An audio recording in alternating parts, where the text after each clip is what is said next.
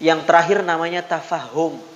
Harus memahami makna-makna di balik bacaan dan gerakan sholat. Ketika kita takbir, Allahu Akbar, sengaja Allah meletakkan takbir di awal-awal sholat. Karena sholat ingin mengajarkan kita bahwa hanya Dia yang besar. Karena hanya Dia yang besar, tidak ada yang pantas untuk dicari-cari penilaian dan pujiannya kecuali pujian dan penilaian Dia. Saya memaknai Al-Fatihah itu begini. Boleh kalau nanti mau meng-copy paste.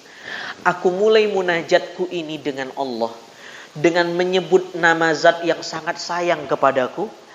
Bahkan tanda sayangnya kepadaku, Dia masih mengizinkanku untuk berdiri menghadapnya. Alhamdulillahi Rabbil Alamin. Saya pun sayang dengannya.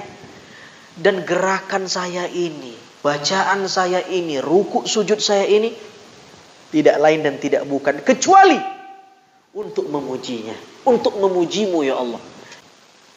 Karena ini Ar-Rahmanir Rahimnya diulang lagi yang kedua kalinya. Tadi sudah. Ini saya maknai begini. Dan tanda kasih sayangnya bukan hanya sekedar saya dapat sholat ini, bukan. Tapi Dia suka menutup aib saya. Dan saya berharap mudah-mudahan aib saya ini juga Engkau tutup ya Allah, wahai zat yang maliki yaumiddin. Saya juga berharap aib saya ini ditutup di akhirat nanti. Di akhirat nanti ditutup dan diampuni. Wahai zat yang menguasai hari pembalasan, hari kiamat. Saya memaknainya begini. Iyyaka na'budu wa iyyaka nasta'in. Intiplah qalbuku yang paling terdalam ya Allah. Hanya Engkau yang aku sembah dalam sholatku, bukan yang lain-lain ini.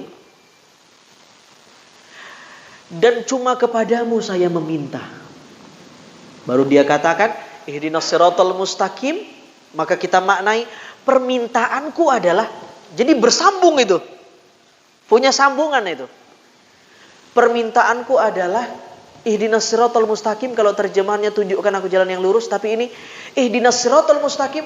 Tunjukkan aku hidayah supaya tidak hanya mengerjakan sholat di dalam sholat, tapi juga bisa menegakkan sholat di luar sholat.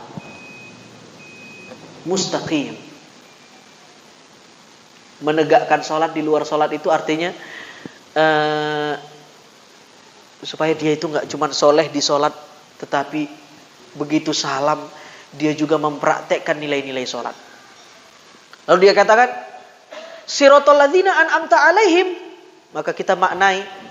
Tadi kan kita minta supaya kita bisa jadi tidak hanya khusyuk dalam sholat, tapi juga menjadi bisa menegakkan sholat di luar sholat. Seperti orang-orang hamba-hambamu yang Kau kasih kenikmatan sehingga mereka begitu menikmati sholatnya. Tapi saya memaknainya ghairil maghdub itu, saya ingin seperti mereka yang sholat dan menikmati sholat mereka, an'amta alaihim. Oke? Ghairil maghdub.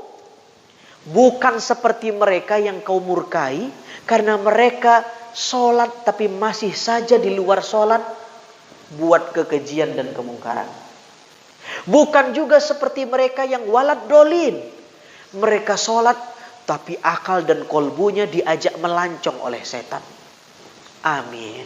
Waduh, dahsyat sekali Pak. Nikmat sekali.